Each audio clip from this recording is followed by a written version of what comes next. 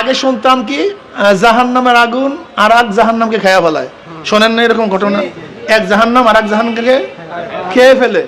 এখন দেখি এক বিএনপি আর এক বিএনপি খেয়ে ফেলায়। এই 5ই আগস্টের পরে বিএনপির মধ্যে হত্যা হয়েছে কথা জানেন? শুধু নিজেদের মধ্যে নিজেদের 120-এর উপরে, 120-এর উপরে শুধু নিজেদের হত্যা। হ্যাঁ, 127 বাড়ছে না, ওই প্রতিদিন র্যাঙ্কিং বাড়তেছে, প্রতিদিন র্যাঙ্কিং বাড়তেছে, র্যাঙ্কিং কমে না প্রতিদিন। এই পর্যন্ত 127 হয়েছে নিজেদের মধ্যে। ছাত্রদল চাঁদা চাইছে বিএনপির কাছে, মূল দলের কাছে চাঁদা দেয় না, হাত পা ভেঙে ফেলছে। যারা নিজেদের নিরাপত্তা দিতে পারে না, তারা জনগণকে নিরাপত্তা দিবে কিভাবে? যারা নিজের দলের কাছে নিরাপদ নয়, তাদের কাছে বাংলাদেশ নিরাপদ হতে পারে না। আন্দোলন বাংলাদেশ কি চায়, তাদের বক্তব্য কি, নীতি কি, আদর্শ কি, তাদের উদ্দেশ্য কি, এই ব্যাপারে অবশ্যই আমাদেরকে জানতে হবে। ইসলামী আন্দোলন বাংলাদেশ বিশ্বাস করে শুধু দেশ, দল এবং নেতা পরিবর্তনের মাধ্যমে মানুষের স্থায়ী শান্তি আসতে পারে না, মুক্তি আসতে পারে না।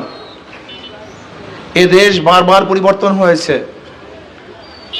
ব্রিটিশ পরিবর্তন করে আমরা ভারতের কাছে দেশ তুলে দিয়েছিলাম, ভারত শান্তি দিতে পারে নাই। ভারত থেকে আলাদা হয়ে আমরা পাকিস্তান করেছিলাম, কিন্তু পাকিস্তান আমাদেরকে শান্তি দিতে পারে নাই। পাকিস্তান থেকে আলাদা হয়ে আমরা বাংলাদেশ করেছিলাম, কিন্তু 53 বছরে মানুষদেরকে শান্তি দিতে পারে নাই। দেশ বারবার পরিবর্তন হয়েছে, কিন্তু মানুষের ভাগ্যের পরিবর্তন হয় নাই। বহু দলের শাসন আমরা দেখেছি। আমরা মুসলিম লীগের শাসন দেখেছি, আওয়ামী লীগের শাসন দেখেছি, আমরা বিএনপির শাসন দেখেছি, আমরা জাতীয় পার্টির শাসন দেখেছি, আমরা জোটের শাসন দেখেছি, হাজারো দলের শাসন দেখেছি, কিন্তু মানুষের ভাগ্যের পরিবর্তন আমরা দেখি নাই। আমরা দেখেছি আইয়ুব খানের শাসন, আমরা দেখেছি শেখ সাহেবের শাসন, আমরা দেখেছি জিয়াউর রহমানের শাসন, আমরা দেখেছি ইসরার সাহেবের শাসন, সত্তার সাহেবের শাসন, আমরা দেখেছি খালেদা এবং শেখ হাসিনার শাসন, মঈনুদ্দিন ফখরুদ্দিনেরও দেশ আমরা দেখেছি, কিন্তু মানুষের শান্তি এবং মানুষের ভাগ্যের পরিবর্তন আমরা দেখি নাই। আমরা কেন আন্দোলন করেছিলাম? 71-এ মুক্তিযুদ্ধ কেন করেছিলাম? 71-এর মুক্তিযুদ্ধের স্লোগান কি ছিল? 71-এর মুক্তিযুদ্ধের স্লোগান ছিল সাম্য, মানবিক মর্যাদা, সামাজিক ন্যায় বিচার। সাম্য, সবাই সমান, বাংলাদেশের প্রত্যেকটা নাগরিকের অধিকার সমান থাকবে।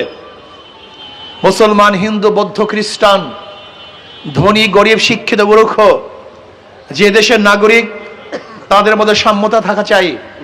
চাকরির সাম্যতা থাকা চাই, ব্যবসার সাম্যতা থাকা চাই, চলার সাম্যতা থাকা চাই, বাসস্থানের সাম্যতা থাকা চাই, বস্ত্র, অন্ন, শিক্ষা, চিকিৎসার সাম্যতা থাকা চাই।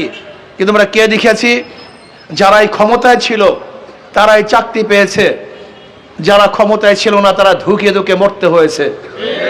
যারা ক্ষমতায় ছিল চিকিৎসার অধিকার তাদের ছিল, আর যারা ক্ষমতায় ছিল না, আমাদের হাজারো গরিব দুঃখী মেহনত মানুষ প্যারাসিটামল ট্যাবলেটের অভাবে রাস্তায় গড়াচ্ছে, কাটাচ্ছে এবং সেই অবস্থায় মারা গেছে। যারা ক্ষমতায় ছিল তাদের দস্তারখানে তো খাদ্যের কোনো অভাব ছিল না, অথচ যারা ক্ষমতায় ছিল না, এরকম হাজারো বাংলাদেশের নাগরিক ডাস্টবিনে কাক এবং কুকুরের সাথে এক মুঠো খাদ্যের জন্য লড়াই করেছে। যারা ক্ষমতায় ছিল তারা তো সিঙ্গাপুর, আমেরিকায় গিয়ে বস্ত্র ক্রয় করত, অথচ বাংলাদেশে আজকে হাজারো মানুষ বস্ত্রহীন অবস্থায় রাস্তায় ঘুরছে। যারা ক্ষমতায় ছিল আমেরিকাতে বিভিন্ন দেশের মধ্যে 100 বা 220-এর উপরে তাদের বাড়ি, গুলশান বানাইতে বাড়ির কোনো অভাব নাই। আর যারা ক্ষমতায় ছিল না, আমাদের বাংলাদেশের হাজারো গরিব মানুষগুলি খোলা আকাশের নিচে বৃষ্টিতে ভিজে রোদ্রে শুকায় আর নিশিরে তারা কাতরাতে থাকে। যারা ক্ষমতায় থাকে তাদের সন্তানেরা বিদেশে পড়াশোনা করে, আর আমাদের হাজারো গরিব মেধাবী সন্তানেরা অর্থের অভাবে পড়তে পারে না। এই কি সাম্যতা? এই সাম্যতা? আপনি কি জানেন অর্থনৈতিক অবস্থাটা কি? এদেশের পাবলিক জানে না, জানতে দেওয়া হয় না, জানার চেষ্টাও করে না। এখানে যারা আপনারা আছেন, আপনি জানেন আপনার ঋণের অবস্থাটা কি? বাংলাদেশে আজকে যেই মানুষ জন্মগ্রহণ করবে, প্রত্যেকটা মানুষ প্রায় ১.৫ লক্ষ টাকা ঋণ নিয়ে জন্মগ্রহণ করবে। এই প্রত্যেকের মাথার উপরে ১,২০,০০০ বা ১.৫ লক্ষ টাকার ঋণ চাপানো আছে। আপনি কি জানেন বিগত মাত্র ১৬ বৎসরে বাংলাদেশ থেকে ২৮ লক্ষ কোটি টাকা পাচার হয়েছে? কত লক্ষ কোটি? এই বছর বাজেট হয়েছে ৭ লক্ষ কোটি। ৪ × ৭ = ২৮। ৪ বছরের বাজেট এদেশ থেকে পাচার হয়ে গেছে। আপনি কি জানেন বাংলাদেশের অর্থনীতির অবস্থাটা কি? গোটা বাংলাদেশের জনগণের কাছে যেই পরিমাণের টাকা, মাত্র ২০ পরিবারের কাছে সেই পরিমাণের টাকা। মাত্র ২০ পরিবার। এই গোটা বাংলাদেশের মানুষের কাছে যেই পরিমাণের টাকা, মাত্র ২০ পরিবারের কাছে সেই পরিমাণের টাকা। তো তাদের সন্তান কি? সন্তানের সংখ্যা খুবই কম। একটা উদাহরণ দেই, সালমান এফ রহমান, ওর মাত্র একটা সন্তান, অথচ সে শেয়ার বাজার থেকে চুরি করেছে ৫৫,০০০ টাকা, ৫৫,০০০ কোটি টাকা। শুধু শেয়ার বাজার থেকে সালমান এফ রহমান এক মানি গেমে সরাইছে কত? ৫৫,০০০ কোটি টাকা। কি জানেন অবস্থাটা কি? এদের সন্তানের সংখ্যাও খুব কম, কিন্তু টাকার পাহাড়। এই টাকাগুলি কোথার? কাদের? আপনারা যাদেরকে ভোট দিয়েছেন তারাই এই কাজগুলি করেছে। আপনাদেরকে কুলির বলদ, একেবারে কুলুর বলদ বানিয়েছে আপনাদেরকে। আপনাদের বানানো উচিত, এর আপনার প্রাপ্তি।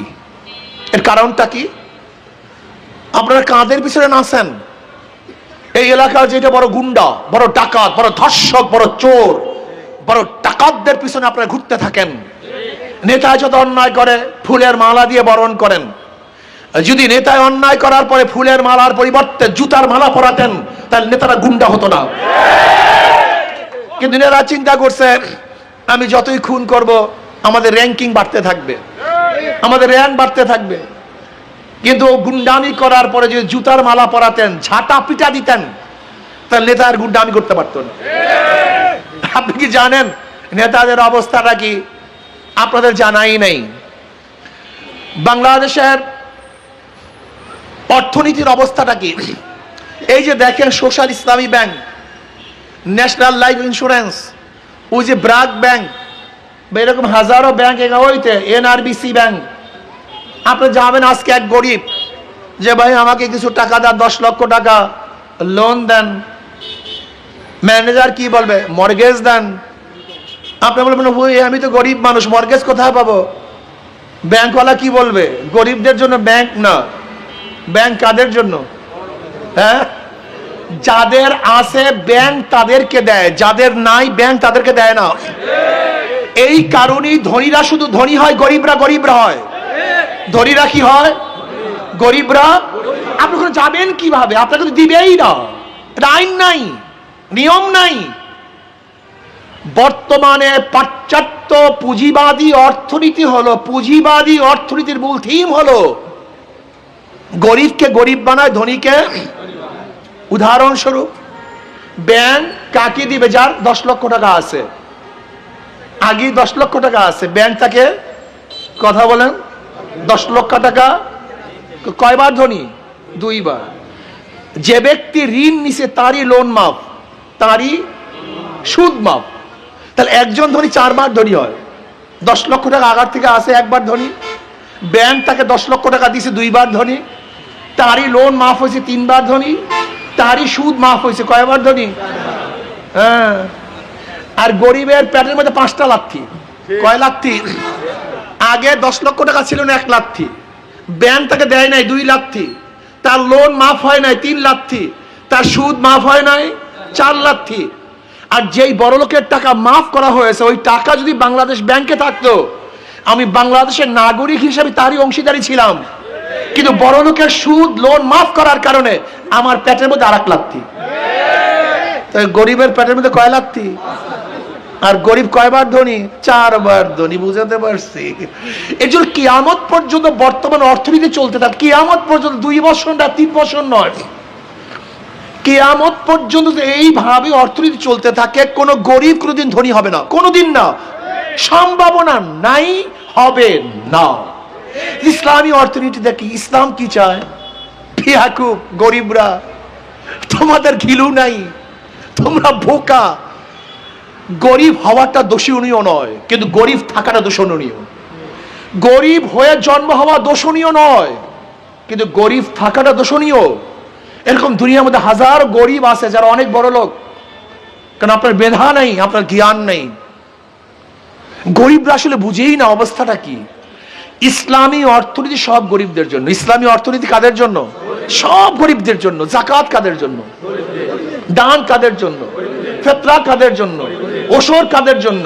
মানত কাদের জন্য? ইসলামের গোটা অর্থনীতি গরিবদের জন্য। অথচ কপাল পরা গরিবরা ইসলামকে পছন্দ করে না।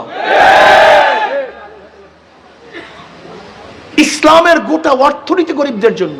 আপনি বিশ্বাস করতে পারেন, যদি ইসলামী অর্থনীতি অ্যাপ্লাই হয় বাংলাদেশে, আগামী 5-10 বছরের মধ্যে সমস্ত গরিবরা দরিদ্র সীমার উপরে চলে যাবে।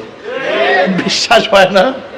না, আমাদের কথা বিশ্বাস। আমি তো মোল্লা, আমার তো মাথায় টুপি, দাড়ি, আমি তো সিগারেট পান করি না, মদ খাই ভুট হয়ে পড়ে থাকি না, মিথ্যা কথা বলতে পারি না। কাজে আমার কথা বিশ্বাস করবেন কেন? আমার হাতের মধ্যে তো খুনের রক্ত নাই, এই হাতের মধ্যে জুলুম নাই, অত্যাচার নাই, অবিচার নাই, ধর্ষণ নাই। আমার কথা বিশ্বাস করবেন কেন? আপনাদের বিশ্বাস করবেন চোর, ডাকাত, বদমাশ, ধর্ষক, ডাকাত এবং জালেমদেরকে, যাদের হাতের মধ্যে খুনের রক্ত যত বেশি, তারা তত বড় লিডার। মরবেন না কি করবেন? দেখেন, বাংলাদেশে যেই পরিমাণে টাকা মজুদ আছে, বাংলাদেশ ব্যাংকে যেই পরিমাণে টাকা মজুদ আছে, তার যাকাত 1 লক্ষ কোটি টাকার উপরে আসবে।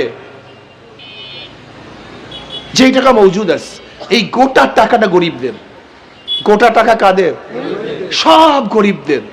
যদি আমরা বাংলাদেশে শুধু যাকাতের টাকাগুলো চক আউট করে সুন্দর মতো বন্টন করতে পারতাম, এই টাকাগুলো সব গরিবদের, অন্য কাউর না। যদি গরিবদের টাকা গরিবদেরকে ফেরত দিতে পারতাম, আমি বিশ্বাস করেন আগামী 10 বছরের মধ্যে বাংলাদেশে একটা গরিব পাওয়া যেত না, একজনও না। কিন্তু গরিবরা নিজেদের ভালো বুঝে না। আসলে আমি শুনছি এতদিন নিজেদের ভালো পাগলেও বুঝে, কিন্তু আমরা এমন পাগলের পাগল, নিজের ভালো বুঝি না। ইসলামী ফুবি আমাদের মধ্যে ঢুকছে। কেন ঢুকছে? অধিকাংশ মানুষ আমরা হয়তো বা ধূমপান করি, নেশাগ্রস্ত। এক গাঁজাওয়ালা আমাকে বলতেছে, হুজুর ইসলাম আসলে আমার গাঁজার অবস্থাটা কি হবে? আমি তো গাঁজাখোর। বেচারা বলতেই পারে নেশাগ্রস্ত, হতেই পারে। আমি বললাম, তুমি কি মসজিদে গিয়ে গাঁজা সেবন করতে পারবা? বলে, না হুজুর, মসজিদে গিয়ে গাঁজা সেবন করে কিভাবে? আমি বলি, কেন? বলে, পরিবেশ নেই। আমি বললাম, দেখো, ইসলামী হুকুমাত আসলে তোমাকে জোর করা হবে না, গোটা বাংলাদেশটা পরিবেশ সৃষ্টি হয়ে যাবে, যেখানে তোমার মনের থেকে তুমি গাঁজা সেবন করতে পারবে না। কোনো সমস্যা আছে? কোনো হুজুর, তা তো সমস্যা নেই। আমাদের মুসলমানদের মধ্যে সবচেয়ে বড় ইসলামী ফুবিয়া, ইসলামকে ভয় পাই। যারা দাড়ি কাটি মনে করি ইসলাম আসলেই মনে হয় জোর করে দাড়ি রাখাবে। যারা টুপি পরি না, তারা মনে করি ইসলাম আসলেই মনে হয় টুপি পরিয়ে দিবে। যারা বেপর্দা, আমি মনে করি ইসলাম আসলেই মনে হয় আমাকে ঘরের মধ্যে আবদ্ধ করবে, সন্দুক বন্দি করবে। না, ইসলাম আসলে একটা পরিবেশ সৃষ্টি হবে। উদাহরণস্বরূপ, আচ্ছা, এখানে যারা দাঁড়ানো আছেন, এরকম মানুষ কি একজনও নাই যারা আমরা ধূমপান করি? নাই একজনও? কথা বলেন না কেন? তা এখন পান করেন না কেন? কথা বলেন না কেন? নিষেধ করছি একবারও? আপনাকে বলছি ধূমপান করিয়েন না? একবারও নিষেধ করছি? আচ্ছা বলেন তো, আপনার মন কি একবারও বলছে আমরা বিড়ি ধরাই? তার মানে বিহাকুব, এই পরিবেশ সৃষ্টি হবে। তোমার মনের মধ্যেই চাইবেন আমি এই কাজটা করি। যদি মনের থেকে তোমাকে ভালো হতে চায়, তোমার মন তোমাকে ভালো করতে চায়, কোনো সমস্যা আছে? ইসলামকে ভয় পাও কেন? ইসলামকে ভয় পাও কেন? ইসলাম তো তোমার মুক্তির জন্য, তোমার কল্যাণের জন্য, তোমার শান্তির জন্য। ইসলাম যদি আসে, জানেন মহিলাদের অবস্থাটা কি হবে? প্রত্যেকটা মহিলার ন্যায্য অধিকার প্রতিষ্ঠিত হবে। আমার মা বোনের ইজ্জত রক্ষা হবে, ইজ্জত আবরু নিয়ে বসবাস করতে পারবে। আমার মা বোনেরা ধনী হয়ে যাবে। যেরকম আম্মাজান খাদিজা কুবরা রাদিয়াল্লাহু তাআলা আনহা, আমার আম্মাজান নবী আলাইহিস সালাতু স্ত্রী আম্মাজান খাদিজা কুবরা রাদিয়াল্লাহু তাআলা আনহার টাকা দিয়ে আমার নবী ব্যবসা করেছেন, মহিলারা ব্যবসা করেছেন। ইসলামী হুকুমাত হলে হাজারো মহিলা হবে, বড় বড় ব্যবসায়ী, ভালো ভালো ব্যবসায়ী হয়ে যাবে, মহিলাদের অধিকার প্রতিষ্ঠিত হবে, ইজ্জত আবরু নিয়ে বসবাস করতে পারবে। গাঁজাখোর নিজের থেকে গাঁজা ছেড়ে দেবে, মদ পানকারী আর চাইবে না মদ পান করি, খুনি খুন ছেড়ে দিবে, যারা ঘুষখোর তাদের মনের থেকে ঘুষ বন্ধ হয়ে যাবে, যারা অত্যাচারী অত্যাচার বন্ধ করে দিবে, জালেমরা ভালো হয়ে যাবে, গোটা বাংলাদেশটা জান্নাতের পরিবেশ হয়ে যাবে ইনশাআল্লাহ। যেখানে মানুষ হাঁটবে, নির্বিঘ্নে হাঁটবে, চুরি হবে না, লুণ্ঠিত হবে না, ধর্ষিত হবে না। আমার নবী আলাইহিস সালাতু ওয়াস সালাম হাদিস মনে রাখবেন, নবী আলাইহিস সালাতু ওয়াস সালাম বলেছিলেন, অচিরি আমি এমন একটা সমাজ উপহার দেব যেখানে মদিনার থেকে হাজরা মাউত পর্যন্ত একজন যুবতী মেয়ে হাঁটবে, কিন্তু লুণ্ঠিত হবে না, ধর্ষিত হবে না।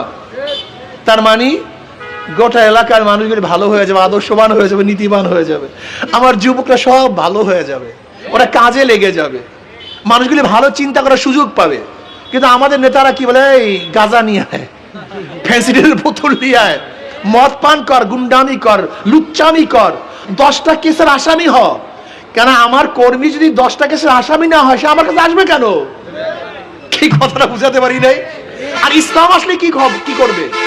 ইসলাম ক্ষমতা আসলে আপনাকে কাজ শিক্ষা দিবে, কর্মে লাগাইয়ে দিবে, আপনাকে উৎপাদন করার চেষ্টা চিন্তা মাথার মধ্যে ঢুকিয়ে দিবে, আপনাকে ভালো হওয়ার ব্যবস্থা করে দিবে। মনে করবেন গোটা বাংলাদেশের মানুষ একত্রিত হয়ে যদি কাজ করি, ধরে নেন একটা উদাহরণ দিই, আজকে বাংলাদেশের মানুষের সংখ্যা কত? প্রায় 20 কোটি। কত?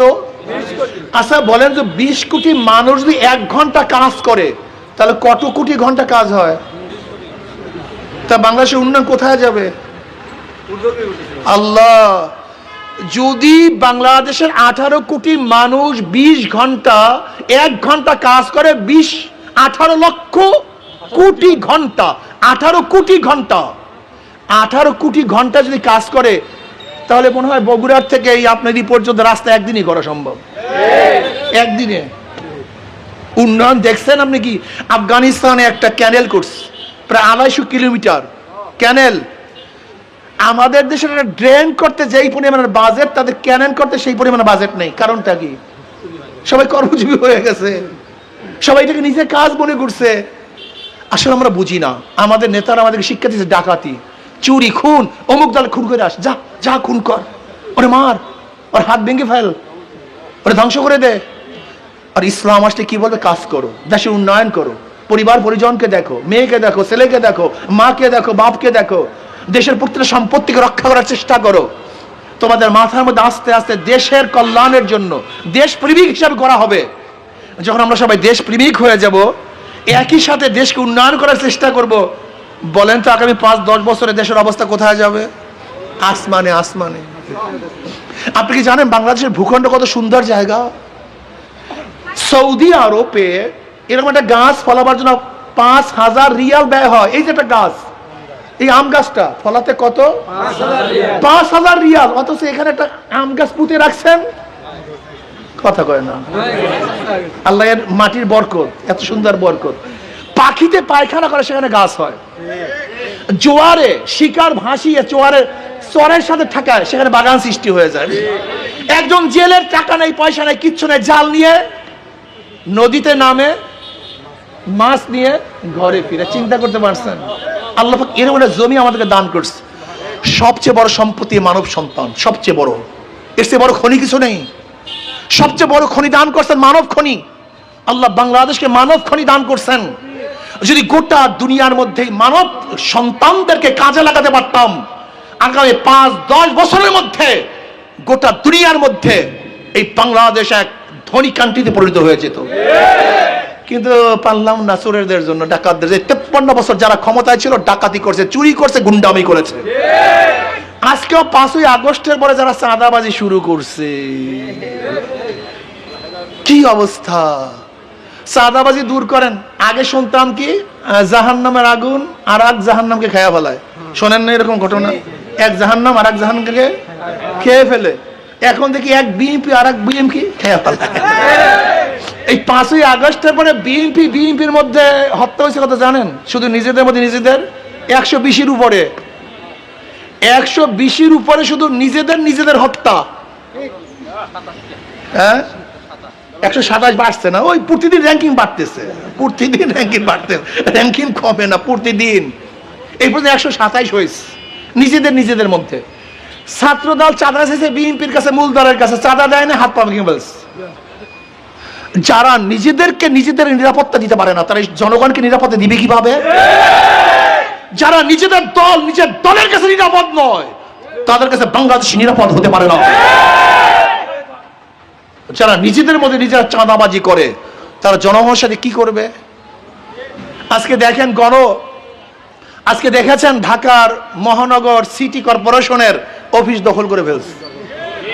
আশ্চর্য বিষয়, আপনি চিন্তা করতে নিজেকে মেয়র ঘোষণা করে ফেলছে। এরা যদি ক্ষমতায় যায়, তার অবস্থাটা কি হবে? পিছনে কেসা কাহিনী বাদ দেন, এতদিন বোকা ছিলাম, এখন বুদ্ধিমান হয়েছে। কোন চাঁদাবাজ, দখলদার, জালেমদেরকে আমরা ক্ষমতায় দেখতে চাই না। যদি ইসলামী আন্দোলন বাংলাদেশের মধ্যে চাঁদাবাজ থাকে, ওদেরকে প্রত্যাখ্যান করুন। ইসলামী আন্দোলন বাংলাদেশের কোন নেতা যদি চাঁদাবাজি করে, ওদের গলার মধ্যে জুতার মালা পরান, তাহলে আর কেউ চাঁদাবাজ হবে না। ফুলের মালার পরিবর্তে জুতার মালা পরিধান করেন। ইসলামী আন্দোলন বাংলাদেশ একটা শান্তির দল, মুক্তির দল। ইসলামী আন্দোলন বাংলাদেশের শুরুতে নামই ইসলাম মানে শান্তি, তাদের প্রতীকের মধ্যেও শান্তি। হ্যাঁ, যারা নৌকা নিয়ে নির্বাচন করে, তার নৌকা চালাতে পারে না। যারা ধানের শীষে নির্বাচন করে, কেউ ধান কাটতে, যারা নাঙ্গল নিয়ে নির্বাচন করে, তার নাঙ্গল চালাতে, সবই ধোঁকাবাজি। এগুলো সবই গরিবের প্রতীক। নৌকা চালায় কারা? গরিবরা। ধান কাটে কারা? গরিবরা। নাঙ্গল চালায় কারা? গরিবরা। গরুর গাড়ি চালায় কারা? গরিবরা। ঠেলা গাড়ি ঠেলে কারা? গরিবরা। কুঠার, আপনার কুড়াল দিয়া লাকড়ি ভরে কারা? সবাই গরিবের প্রতীক দিয়েছে, কিন্তু কেউ গরিবের খেদমত করে না। মার্কার মধ্যে, কাজের মধ্যে ধোঁকাবাজি। কিন্তু ইসলামী আন্দোলন বাংলাদেশের মার্কাটা কি? যে হাত পাকে নির্বাচন করে, সেও চালাতে পারে। যারা সমর্থন করে, কেউ কার মার্কা নিয়ে বুকে নিয়ে ঘুমায় না, কথা কয় না। নাঙ্গল নিয়ে, ধানের শীষ নিয়ে, কিন্তু হাত পাকে এমন এক প্রতীক যেটা বুকের কলিজার মধ্যে নিয়ে ঘুমায়। কারেন্ট ফেল করে, হাত পাকে ফেল করে না। এটা সবাইকে শান্তি দেয়। মুসলমানকে শান্তি দেয়, হিন্দুদেরকে শান্তি দেয়, খ্রিস্টানদেরকে শান্তি দেয়, পুরুষদেরকে শান্তি দেয়, মহিলাদেরকে শান্তি দেয়, গরিবদেরকে শান্তি দেয়, বড়লোকদেরকে শান্তি দেয়। এই প্রতীক সবাই শান্তির প্রতীক, সবার প্রতীক, সর্বজনীন প্রতীক। কাজে আসুন আমরা সবাই হাত পাখা নিয়ে সামনে অগ্রসর হই। একটাবার পরীক্ষা দেই, একটাবার কাজ করি।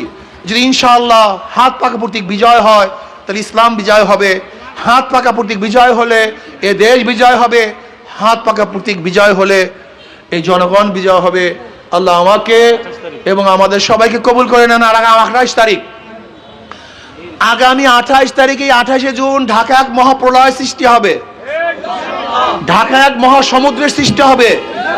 ওটা পানির সমুদ্র না, জনসমুদ্র হবে ইনশাআল্লাহ। কিসের সমুদ্র? জনসমুদ্র। যাবেন তো ইনশাআল্লাহ 28শে জুন? মানবতার পক্ষে, ইসলামের পক্ষে, দেশের পক্ষে, দেশকে যারা ভালোবাসেন, অবশ্যই ইনশাআল্লাহ সবাই 28 তারিখে ঢাকা সরোয়ার্দী উদ্যানে যাব। আল্লাহ আমাকে আমাদের সবাইকে কবুল করে নেন। আমাদের আব্দুল হক সাহেব হুজুর আসছেন, বয়ান করবেন এখন কিছু?